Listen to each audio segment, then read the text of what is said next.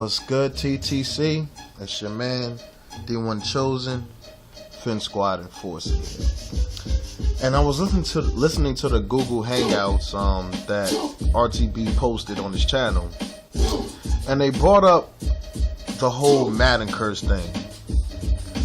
And I've been fascinated and intrigued by the Madden curse all the way back in 2004 when I actually wrote a report my senior year on it, a little short essay on the Madden curse, and it hasn't ceased to amaze me all this time. These last 16 years, every player has been cursed. Now I'm about to give you everybody. It's gonna be the complete list, complete explanation. I'm gonna try to make this as quickly as I can. All right. Now I want everybody to know the Madden curse not only affects the player, but also the team. Okay, let's get that straight. It affects the player and or the team. Alright, 1999 when they started putting people on the Madden cover. Garrison Hearst from the 49ers. He was breaking records on his way to having a Hall of Fame career. Then he graced the Madden cover in 1999.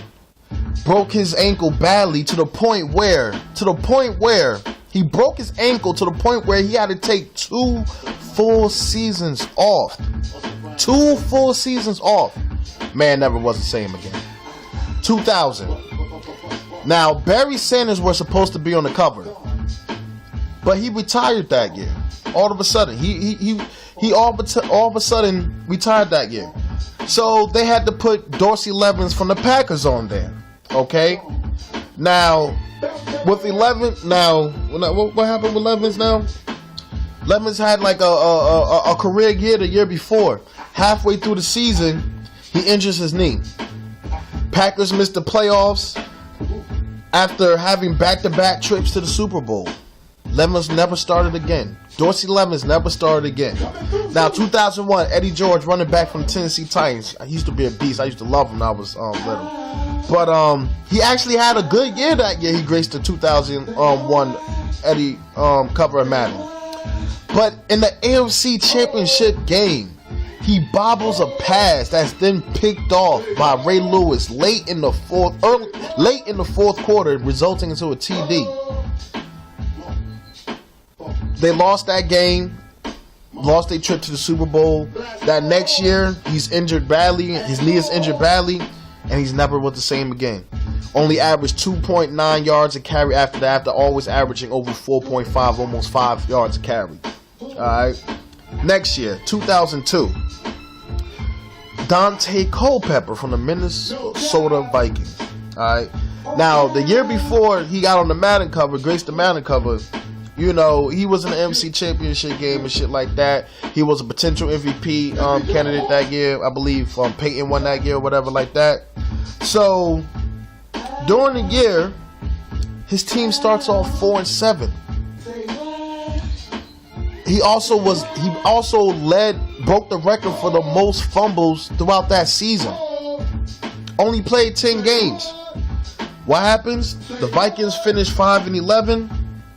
Culpepper went out for the season after week 11. Next, 2003, Marshall Faulk. Now, Faulk was in his prime. The Rams just went to 2 Super Bowls in the last 3 years. The year he graced the Madden cover, Marshall Faulk from the Rams, St. Louis Rams. What happens to him once he graces the Madden cover?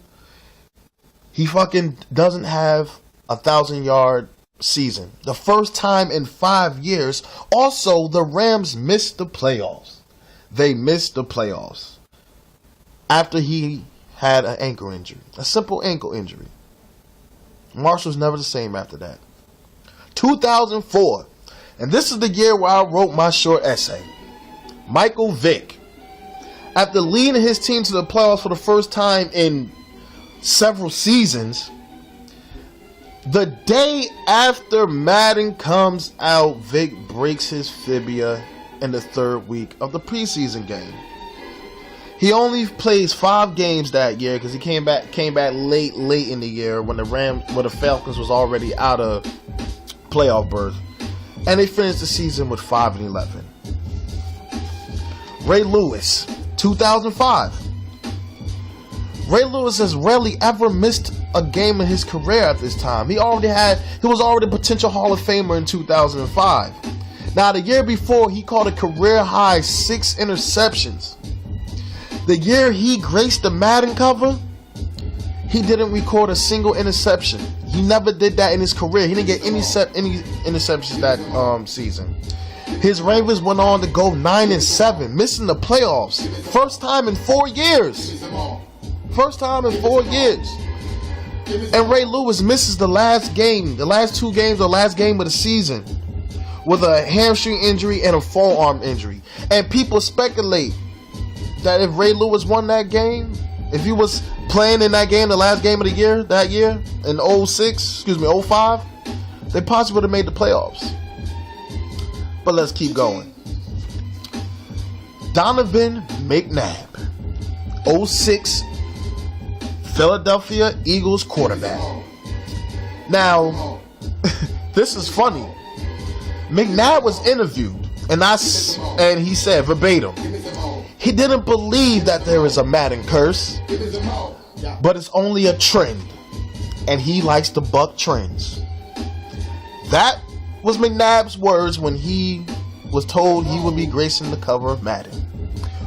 What happens to McNabb? First game of the year, McNabb goes down with a sports hernia, and that's a lingering groin injury that's up high towards your pelvis. Now, he tried to play through it, but he opted for season-ending surgery. Eagles missed the playoffs for the first time in 5 years. McNabb misses 6 to 7 games, but his play was awful because he was injured by that sports hernia. Next year, Shaun Alexander, 2007, running back from the Seahawks. Now, we all know Shaun Alexander. I mean, he had the rushing record for what, 2 years or a year before LT broke it?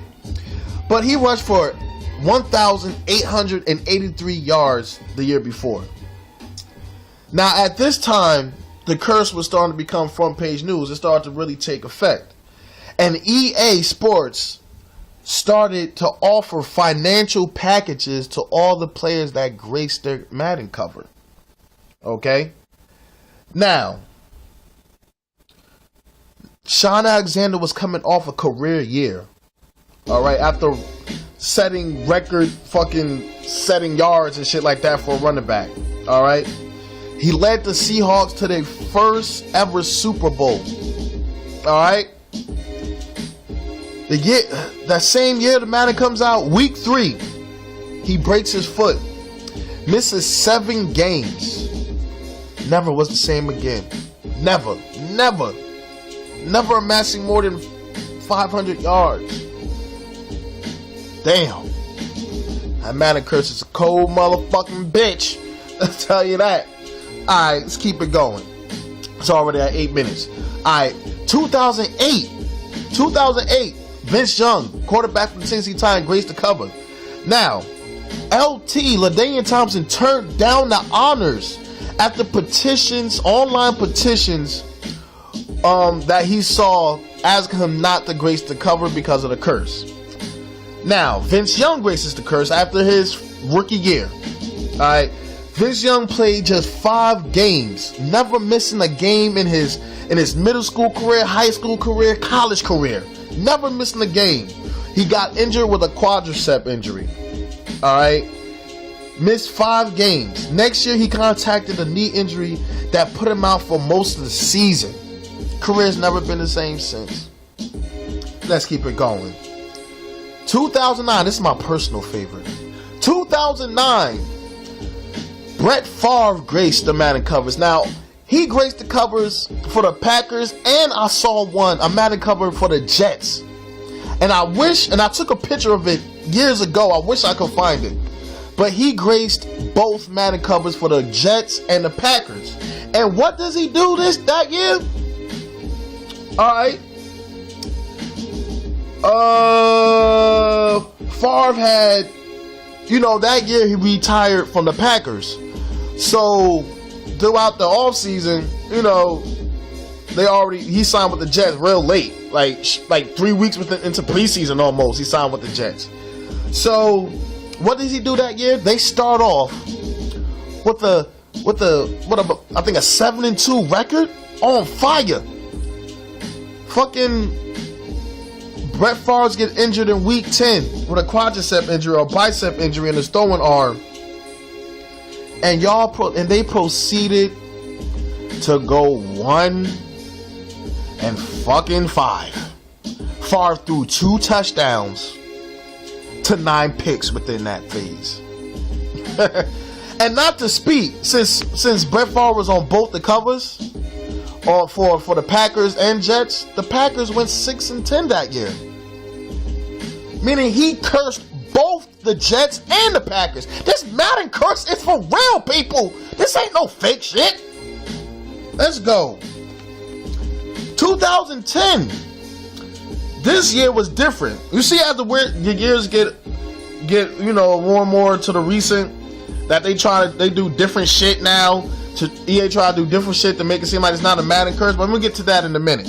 Fitzgerald and Troy Polamalu was on this cover. Now, Troy Polamalu sprained his ankle, and then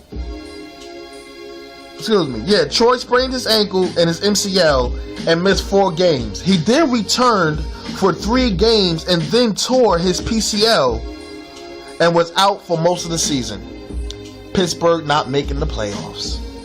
Fitzpatrick actually had a great year that year, but before the playoffs started, he sustained a rib injury which forced him to miss most of the postseason.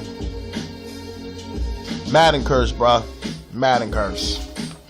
We're almost done here. 2011, Drew Brees, New Orleans Saints quarterback. Now, that year he had career highs in yardage and also in interceptions. He threw 22 interceptions, the most of his career. But also what is the word? The coup de grace? That year, the Saints lost to the 7-9 Seahawks in the playoffs. Y'all remember that year, Saints? Y'all lost to the 7-9 Seahawks. Y'all proceeded to go 7-9 and lose to the Seahawks in their house because they were division winners of the weak NFC West that year. You lost in their house. Yeah, y'all was cursed. Y'all was cursed.